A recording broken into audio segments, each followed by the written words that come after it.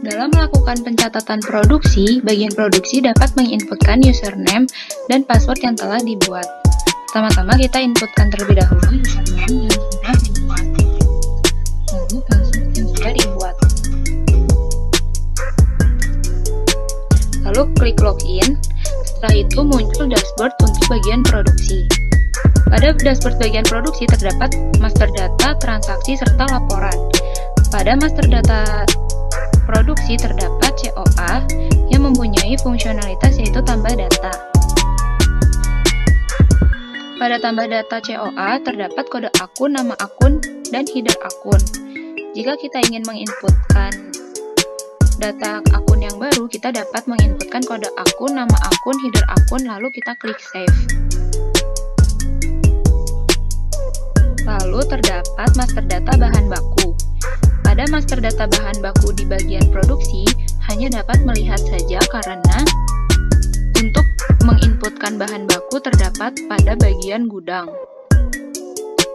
Untuk proses produksi, dimulai dari menginputkan rencana produksi. Pada rencana produksi terdapat fungsionalitas yaitu tambah data rencana. Jika kita ingin menambahkan produk baru, kita dapat menginputkan nama produk, lalu kita dapat klik save. Setelah itu akan muncul pada tampilan master data rencana produksi. Setelah itu kita dapat ke master data BOM, lalu kita tambah data BOM, lalu kita dapat memilih nama produk yang ingin diproduksi, lalu nama bahan yang dibutuhkan dalam proses produksi, serta kuantiti yang dibutuhkan. Lalu kita klik save, dan akan muncul pada tampilan master data BOM. Jika kita ingin menambahkan nama bahan untuk produksi yang lain, kita dapat menambah data BOM, lalu memilih nama produk dan nama bahan yang lain. Lalu kita klik save. Setelah itu, kita dapat ke master data operation list. Pada master data operation list terdapat fungsionalitas tambah data. Kita dapat memilih nama produk, lalu jenis tenaga kerja yang dibutuhkan dalam proses produksi, serta jumlah karyawan yang dibutuhkan dalam proses produksi.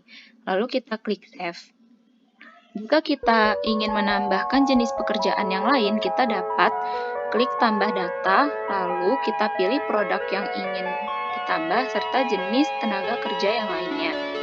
Lalu kita inputkan jumlah karyawannya, lalu kita klik save. Setelah itu akan muncul kuantiti dan jenis pekerjaan untuk membuat suatu produk. Untuk jenis pekerjaan kita dapatkan dari master data tenaga kerja. Dalam master data tenaga kerja terdapat fungsionalitas tambah data tenaga kerja dan action edit. Untuk menambahkan data tenaga kerja, kita dapat klik tambah data, lalu inputkan jenis tenaga kerja serta tarif yang dibutuhkan. Selain itu, kita dapat mengubah tarif pada jenis tenaga kerja. Kita dapat klik edit, lalu kita dapat mengubah tarif yang ingin diubah, lalu klik save. Setelah itu, kita dapat memproses produksi dengan jadwal produksi. Pada jadwal produksi, kita bisa klik tambah data, lalu kita pilih produk yang ingin diproduksi. Lalu kita pilih kuantiti produksinya. Lalu kita klik save. Jika kita ingin memulai proses produksi, kita dapat mengklik mulai produksi dan klik yes. Maka proses produksi sedang dikerjakan. Jika proses produksi sudah selesai, kita dapat klik selesai proses dan klik yes. Pada bagian jadwal produksi terdapat action detail, yaitu untuk mengetahui detail dari jadwal produksi yang telah kita lakukan. Lalu, untuk bagian produksi detail, akan memunculkan nama produk, target produksi, nama bahan yang dipakai, kuantiti yang dipakai, serta total biaya yang dibutuhkan dalam membuat suatu produk. Lalu jenis pekerjaan yang dibutuhkan serta total gaji yang dibutuhkan. Selain itu,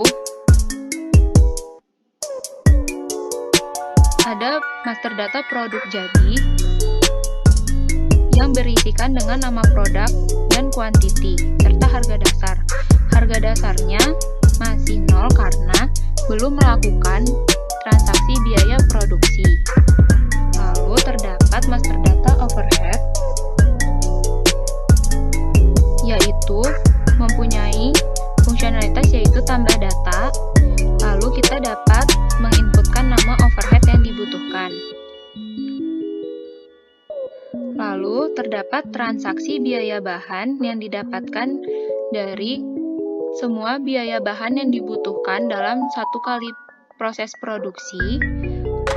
Lalu biaya tenaga kerja yang didapatkan dari semua jenis pekerjaan serta semua tarif pekerjaan yang dibutuhkan dalam satu kali proses produksi. Lalu terdapat biaya overhead yang mempunyai fungsionalitas tambah data. Untuk menambah data biaya overhead, kita dapat mengklik biaya overhead baru, lalu mengklik memilih nama overhead, lalu memilih kuantitinya. Lalu di sini terdapat total biaya overhead. Kita dapat mengisikan total biaya overhead. Lalu untuk kategori diisikan dengan 114 strip 3. Lalu kita klik save. Di sini akan muncul biaya overheadnya. Jika kita ingin menambah biaya overhead yang lain, kita dapat mengklik tambah data overhead, lalu ID-nya kita pilih dengan yang terakhir kita masukkan. Lalu kita klik, kita inputkan total biaya overhead. Lalu kategorinya kita pilih 114 strip 3, lalu kita klik save. Maka akan muncul total biaya overheadnya di sini seharga 350.000. Lalu untuk biaya produksi terdapat fungsionalitas tambah data. Kita dapat klik tambah data, lalu kita dapat menginputkan biaya bahan, biaya tenaga kerja, serta biaya overhead yang dipakai. Lalu untuk kategori kita dapat mengisikan 115 strip 1. Lalu kita klik save.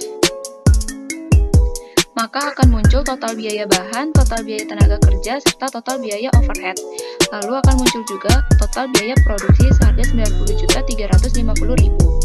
Lalu untuk proses selanjutnya kita dapat mengklik bayar dan klik yes.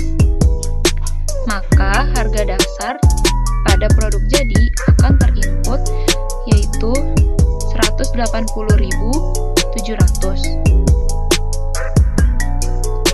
Setelah itu, terdapat transaksi permintaan bahan jika bahan yang dibutuhkan habis. Kita dapat meminta ke bagian gudang untuk permintaan bahan. Di sini kita dapat meminta data bahan lama atau data bahan baru. Jika data bahan lama, kita sudah pernah meminta bahan yang sudah ada dan menginputkan jumlah permintaan serta satuannya. Jika bahan belum pernah diinputkan, maka kita menginputkan nama bahan serta jumlah permintaan dan satuannya.